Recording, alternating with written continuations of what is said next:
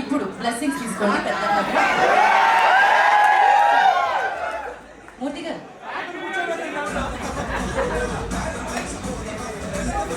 Sir మూర్తి గారు 2 గిఫ్ట్లు తీసుకొచ్చారు. నేను సెలెక్ట్ చేసుకోవచ్చా 2 నుంచి? మాది లేడీస్ ఫస్ట్, లేడీది లక్కీ హ్యాండ్ కాబట్టి మీరే సెలెక్ట్ చేయండి. ఇది బాగా లోడెడ్ క్వశ్చన్ అయి ఉంటుంది. ఫస్ట్ ఓపెన్ చేయనా? మీరు ఓపెన్ చేస్తారు కానీ లైవ్ ఓకే. లేపిన పుల్లలు పైకి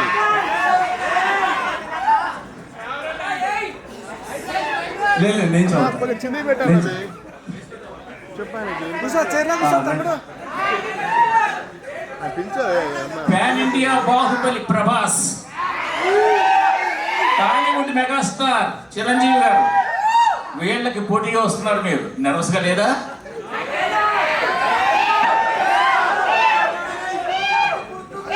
ఇందాక నేను చెప్పాను కదండి, ప్రభాస్ అనేది నాది అంటే బెస్ట్ ఫ్రెండ్ సినిమా పోటీగా తీసుకుంటారు ఎవరన్నా. అండ్ ఈసారి ఇందాక మెగాస్టార్ గారి గురించి చెప్పారు కాబట్టి మెగాస్టార్ గారిని చూసి ఓకే మనం ఒక నార్మల్ ఫ్యామిలీలో పుట్టినా కూడా మనం తెలుగు సినిమాలో స్టార్ అవ్వచ్చు అనే ధైర్యం అనే పాత్ చూపించింది మెగాస్టార్ గారు.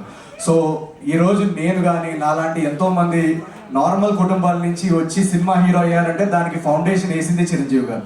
సో అలాంటి గురువుగారు సినిమా వస్తున్నప్పుడు మనకి నర్వస్నెస్ ఉండదు, ఎక్సైట్మెంట్ ఉంటుంది. ఎందుకంటే నేను ఫస్ట్ ఆర్టీసీ క్రాస్ రోడ్స్లో ఇంద్రా కానీ ఏ సినిమాలన్నా ఒక విజిల్ వేసి చూసిన ఆ ఎనర్జీ, అదే ఎనర్జీతో రేపు మనశంకర్ వరప్రసాద్ గారి సినిమా చూసి కూడా ఆ సినిమా చూసి మా సినిమాకి వచ్చి మా సినిమా కూడా ఎంజాయ్ చేస్తారనేది నాకు. సో నాకు కాంపిటీషన్ కానీ పోటీ కానీ అవన్నీ చాలా రాంగ్ వర్డ్స్ అవి.